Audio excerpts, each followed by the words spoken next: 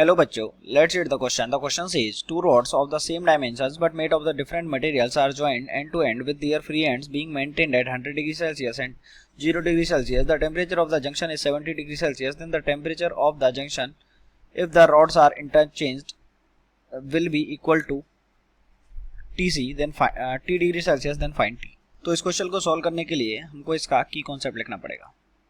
Okay and इस question के लिए जो इसका की कॉन्सेप्ट है दैट इज हीट करंट. ये इसका की कॉन्सेप्ट हो गया. अब देखिए इसमें बोला गया है कि दो रोड्स को जोड़ा जाता है. ओके मान लीजिए रोड्स को जोड़ दिया, ये हो गया 100 डिग्री सेल्सियस, यहाँ पे हो गया 70 और यहाँ पे हो गया हमारे पास कितना 0 डिग्री सेल्सियस.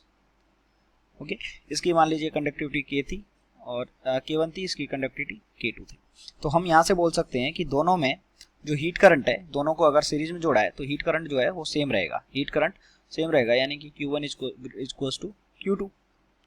अगर हीट करंट सेम रहेगा तो हीट करंट का फॉर्मूला क्या होता है? हीट करंट का फॉर्मूला होता है KA delta T upon T. Okay sorry upon L जो उसकी लेंथ है. तो इसमें वही फॉर्मूला लगा देंगे. तो इसके लिए कितना हो जाएगा K1 इंटू इसका एरिया A1, डेल्टा T कितना है 100 माइनस 70. तो ये हो गया 100 माइनस 70 डिवाइडेड बाई जो इसका लेंथ है. ओके मान लीजिए दोनों का लेंथ सेम है तो ये सेम डायमेंशन दिया हुआ है. दूसरे लिए कितना हो जाएगा K2 A2 into 70 minus 0 divided by L. Okay L से L कट गया तो यहाँ पे कितना आ गया A1 और A2, ये भी दोनों के क्या है इक्वल है, सेम डायमेंशन दे रखी है. तो A1 और A2 इक्वल है तो ये कैंसिल हो गया, यहाँ से ये कैंसिल हो गया. तो K1 into 30 it is equals to कितना आ गया, यहाँ पे आ गया हमारे पास कितना है K2 इंटू 70. तो यहाँ से हमारे पास K1 का वैल्यू आ गया, K1 का जो वैल्यू है वो आ गया कितना 7/3 times of K2. Okay name it as equation number 1. अब देखिए जो दूसरा केस है उसमें हमको क्या बोला गया है कि जो रॉड है उनको इंटरचेंज कर दिया जाता है. जो रॉड है उनको इंटरचेंज कर दिया तो मान लीजिए यहाँ पे इसका जो टेम्परेचर है वो कितना हो गया T हो गया, जंक्शन का टेम्परेचर T हो गया. और यहाँ पे ये वाली रॉड हो गई, इन रॉड को इंटरचेंज कर दिया तो इसका जो 0 डिग्री सेल्सियस पे हो गया और ये 100 डिग्री सेल्सियस पे हो गया. और यहाँ पे जो ये रॉड है ये क्या होगी K1 होगी और ये वाली रॉड क्या होगी K2 होगी. तो फिर से दोनों सीरीज में है तो Q1 इज टू Q2. तो इसमें फिर से हम वही फॉर्मूला लगा देंगे.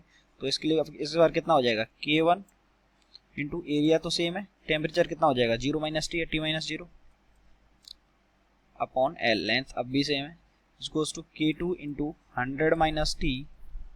Okay K2 equals to 100 minus T divided by नीचे जो लेंथ है वो कितना आ गया T और इंटू एरिया, एरिया से एरिया कैंसिल. तो यहाँ पे आ जाएगा K1 इंटू यहाँ से हमारे पास आ जाएगा K1 into T minus 0, K1 into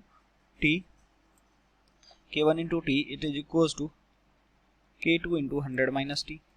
और K1 की वैल्यू पुट कर देंगे तो ये कितना आ गया 7/3 times of K2 into T it is equals to K2 into 100 minus T. K2 से K2 कैंसिल हो गया तो यहाँ से आ जाएगा हमारे पास कितना ये 300 minus 3T it is equals to 70. तो यहाँ से T का वैल्यू आ गया कितना 300 अपॉन यहाँ से आ गया 300 अपॉन 100 यानी कि 30 डिग्री सेल्सियस. तो इसका जो टेम्परेचर है वो कितना आ गया T equals to 30 degree Celsius. I hope you understood it well. Best of luck.